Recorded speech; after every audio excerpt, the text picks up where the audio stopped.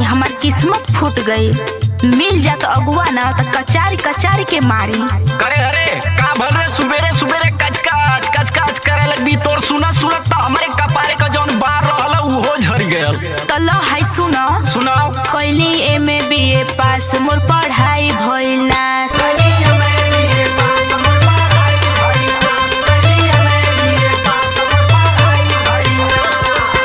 अच्छा कैली एमे बीए पास मोर पढ़ाई भइल नास। माझी रोज तोहरा घरे बरता ना माना।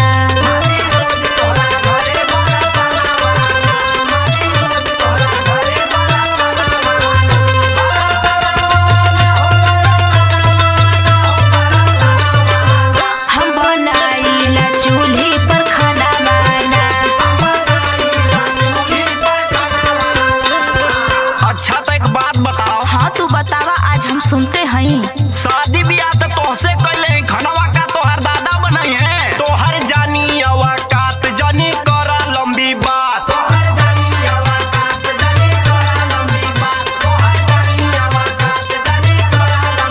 हाँ तू हमरे बारे में ढेर जानेला। तोहर जानी अवाकात जानी करा लंबी बात। गोबर फेंक तो रहलू नहीं हरावा में।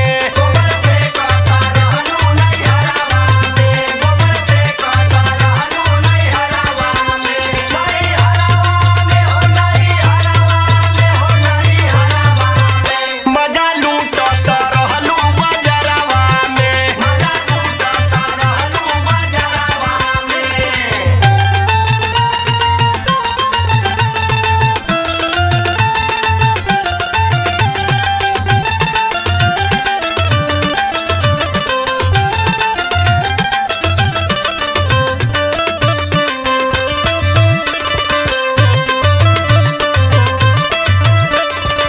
एगो बात तू ना जानत हवा। कौन बात रे? हम नैहरे में इतना दुलारी रहनी। ओहो इतना दुलारी रहनी। अरे बस कर रे। कौनो कमवे ना हमार मतारी बाप करे देत रहले हमके। देखा तो विजय भैया एकदम साफ साफ हकत है। चल आगे बोल का कहती। गोर रहली धूपी में जर जाला चाम हो।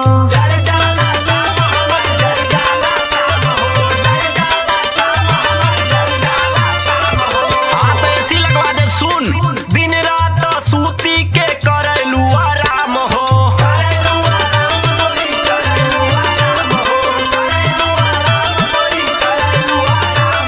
झूठ मत बोला सुना। गोर रहली धूपी में जर जाला चाम हो। दिन रात सूती के करलू आराम हो। हाँ तो तोहर डरामा ढेर हो गई। तोहर जुलुम ना सह पाइब अपना भैया से बताइब।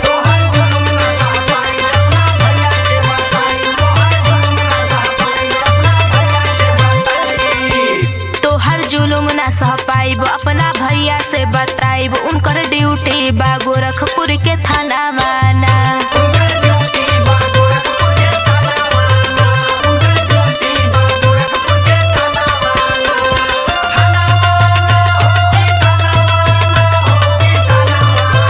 हम बनाइला चूल्ही पर खाना माना।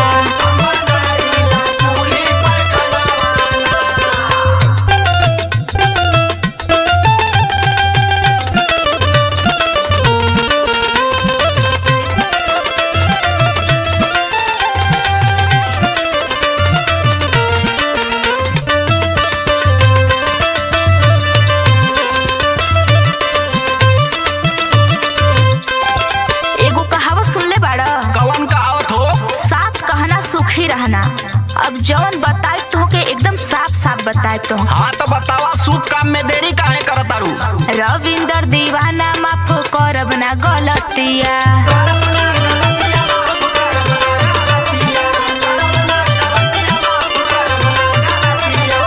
अरे जगर चोटिनिया सुन। तोहरा चक्कर में मोर बिगड़ल हलतिया।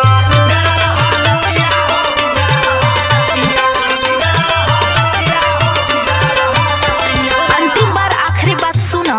रविंदर दीवाना माफ करब ना गलतिया।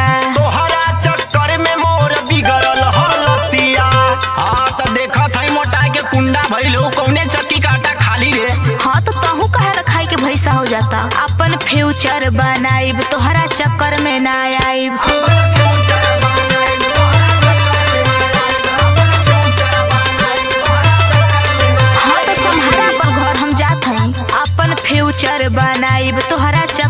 ना आइब गाइब सुनील सुरीला